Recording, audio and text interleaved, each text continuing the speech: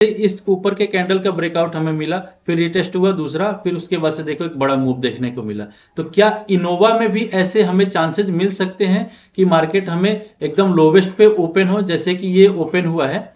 देखो ये मार्केट कितना परसेंट दिया मुफ्ती जींस का, देखा जाए तो 0.8%। इस ये हैप्पी फॉरगेंस दिया 17%। इसका तो ग्रे मार्केट प्रीमियम था ही नहीं, तो ये जितने पे था उतने पे ही लिस्ट हुआ, यानी कि 0% पे। ठीक है, तो क्या इनोवा भी हो सकता है? तो चलो भाई देखो अब मैं क्या करता हूँ। दोस्तों इस वीडियो में हम बात करने वाले इनोवा कैपिटल आईपीओ के लिस्टिंग के स्ट्रेटेजी के बारे में, क्योंकि आज ही के दिन पे हमें 3 आईपीओ का लिस्टिंग देखने को मिला था। उसमें हमारा क्या स्ट्रेटेजी था और कितने लोगों ने अपना प्रॉफिट किया और कितने लोगों ने अपना कैपिटल सेव किया, सारी चीजें बात करूंगा। और इस वीडियो में बताने वाला हूं कि इनोवा में भी, क्योंकि मार्केट आपको ही पता है कि आजकल डाउन चल रहा है, जिसके वजह से इनोवा में भी क्या हमें डाउन लिस्टिंग देखने को मिल सकती है क्या, तो सारी चीजें इसमें डिस्कस करेंगे। उससे पहले आप हमारे चैनल पर नए आए हैं तो आप हमारे चैनल को सब्सक्राइब कर लीजिए, क्योंकि ऐसी इंफॉर्मेटिव वीडियो हम बनाते रहते हैं। और सबसे पहले आप जानकारी ले लेते हैं कि इनोवा कैपिटल के थोड़ा सा डिटेल्स के बारे में। इसका जो ओपनिंग हुआ था, बिडिंग हुआ था ओपन, वो 21 को हुआ था और उसका क्लोजिंग देखने को मिला था 26 को। ठीक है, अभी के टाइम पे जब ये प्राइस रखा गया कंपनी की तरफ से, इसका इशू प्राइस 426 रुपीज से लेके 448 रुपीज, जो कि आपको ही पता है कि सबसे हाईएस्ट पे जो भी अमाउंट परचेज करता है, बाई करता है या फिर उसमें अप्लाई करता है, उसी को मिलने के चांसेस रहते हैं। देखा जाए तो इसके एक लॉट में आपको 33 शेयर देखने को मिला, जो कि अप्लाई करने के टाइम पे 14,784 रुपये लगा था। और ये आईपीओ लिस्ट होगा एनएससी और बीएससी के साइट पे। इसका इशू प्राइस की बात करें तो ये काफी छोटा आईपीओ नहीं है, मतलब बेसिक का लेवल का है।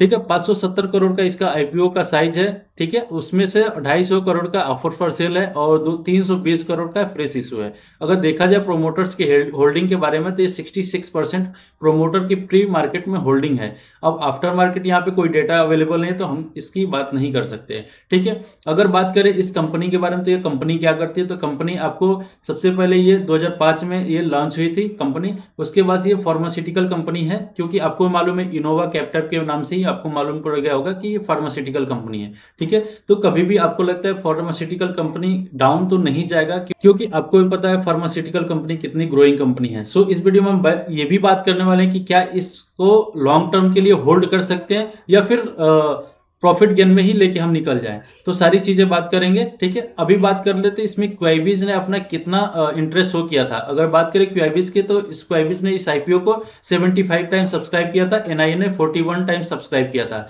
और बात करें रिटेलर ने, तो यहाँ पे 8% रिटेलर ने सब्सक्राइब किया था। ओवरऑल देखा जाए तो इस आईपीओ का सब्सक्रिप्शन तो 34% है, जो कि काफी कम है, क्योंकि हमने आपको पिछली वीडियो में बताया था कि किसी भी आईपीओ का 50% से ऊपर सब्सक्रिप्शन हमें देखने को मिलता है, वो आईपीओ मतलब कि अच्छा लिस्टिंग गेन देने के चांसेस है। अब यहाँ पे 50% से कम है, मतलब कि आप समझ सकते हैं कि लिस्टिंग गेन क्या मिलेगा, आपका जो कैपिटल है वो सेफ हो जाए, वही बड़ी बात है। ठीक है, इस वीडियो में मैं सब चीज बताऊंगा। ठीक है, अब बात करते हैं कि इसका लेटेस्ट ग्रे मार्केट प्रीमियम में। उससे पहले हम जान लेते हैं कि आज जो 3 आईपीओ हमें लिस्टिंग देखने को मिली थी मुफ्ती जींस में, उसका लेटेस्ट प्रीमियम क्या था। अब उसका जब लेटेस्ट प्रीमियम जब बिडिंग ओपन हुआ था, तो उसका लेटेस्ट था, उस टाइम पे प्रीमियम चल रहा था ग्रे मार्केट प्रीमियम 51%, और अलॉटमेंट के टाइम पे उसका 47% हो गया गिर के।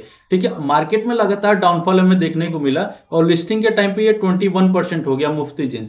लेकिन अगर जो लिस्टिंग हुआ, क्योंकि ये तो एस्टिमेटेड लिस्टिंग है ना, लिस्टिंग किस प्राइस पे हुआ, तो मैं आपको बता देना चाहता हूं कि ये 0.84% पे हुआ था। यहां पे देखो ये 80 रुपीज का जीएमपी चल रहा था ना, लेकिन ये 282 रुपए पे ही लिस्टिंग हुआ था। अभी मैं आपको बता देना चाहता हूं, देखो यहाँ पे आप देख सकते हो। अगर जो मैं बात करूं मुफ्ती जींस का, तो ये कितना पे लिस्टिंग हुआ है, 282 रुपए पे, यानी कि 0.8% के चांसेस पे लिस्टिंग हुआ था इसका। और अगर बात करूं कि मुफ्ती जींस के बाद हैप्पी फॉरगेंस के, कि आज के डेट में उसका कितना परसेंट पे लिस्टिंग इन हुआ था, तो जब ये ओपन हुआ था तो इसका 52% चल रहा था। ठीक है, अलॉटमेंट के टाइम पे ये थोड़ा सा गिर के 48% हो गया, और लिस्टिंग के टाइम तक इसका सब्सक्रिप्शन हमें लेटेस्ट मार्केट प्रीमियम देखने को मिला था 27%।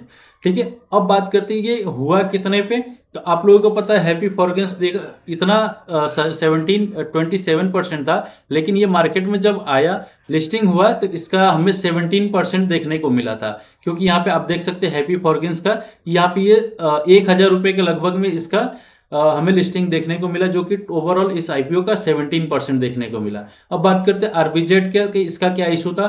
तो आरबीजेड का तो देखो भाई, इसका लेटेस्ट ग्रे मार्केट प्रीमियम था ही नहीं, तो इसके बारे में हम बात ही नहीं करेंगे। फिर भी हम देख लेते हैं इसमें क्या है। देखो इसका तो सेम टू सेम 0% इसके लिस्टिंग देखने को मिला था, और इसमें कुछ एक्टिव है ही नहीं, ना बायर एक्टिवेट है ना सेलर एक्टिवेट है।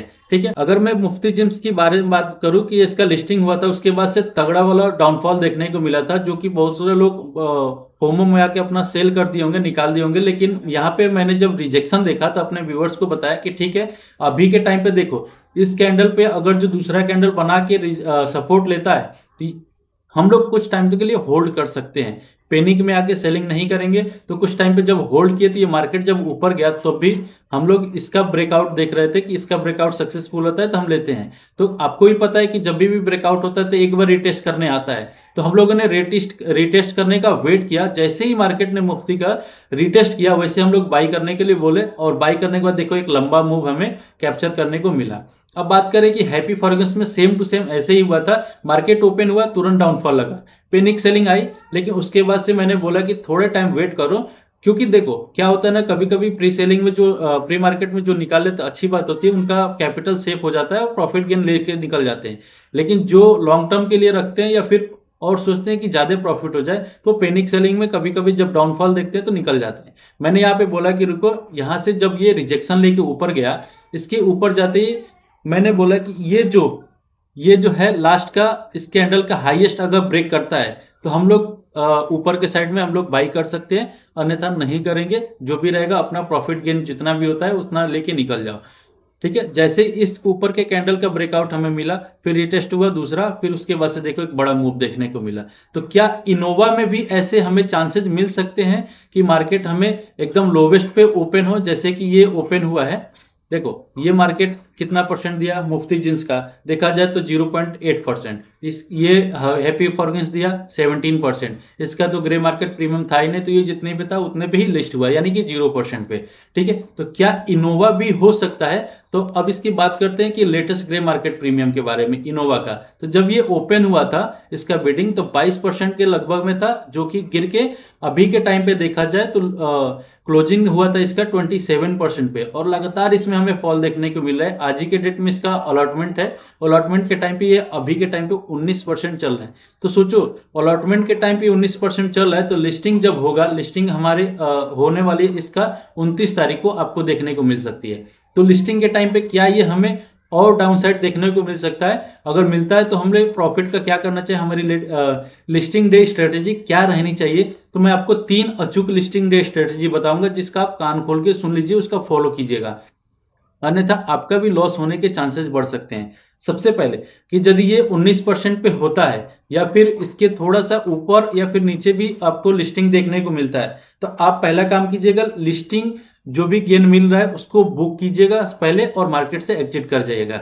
दूसरा चीज कि यदि आपको नहीं पता है कि कब सेल करना है, तो देखो 2 चीज होता है, एक प्री मार्केट सेल होता है, एक पोस्ट मार्केट सेल होता है। प्री मार्केट हमारा जो मार्केट चालू होता है 9 बजे से लेके 9:45 का जो टाइम पीरियड रहता है वो हमें प्री मार्केट कहा जाता है, उसमें आप सेल कर सकते हैं। यदि आपको नहीं लगता है कि पूरा सेल करना चाहिए तो आप आधी क्वांटिटी सेल कीजिए, आधी क्वांटिटी होल्ड कर सकते हैं। ठीक है, तीसरा आपको कैपिटल सेव करना है।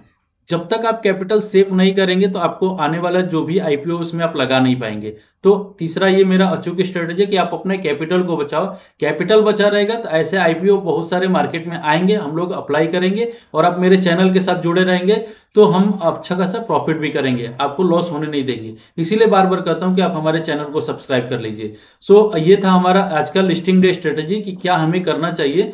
सो आप लोग कमेंट करके बताओ किसको किसको अलॉटमेंट का मैसेज आ गया है, किसको डेबिट क्रेडिट का मैसेज आ गया है। उसके बाद से हम चेक करेंगे कि लिस्टिंग के टाइम पे भी क्या उस टाइम पे हमें प्राइस एक्शन बन रहा है, उस टाइम पे मैं अपडेट कर दूंगा। क्योंकि अभी मेरा टेलीग्राम चैनल नहीं है, मैं सोच रहा हूँ टेलीग्राम चैनल बनाऊं, वहां पे मैं आपको लाइव अपडेट देता रहूंगा। ठीक है, सो उसके पहले मेक श्योर कीजिए कि आप हमारे चैनल को सब्सक्राइब किए रहेंगे।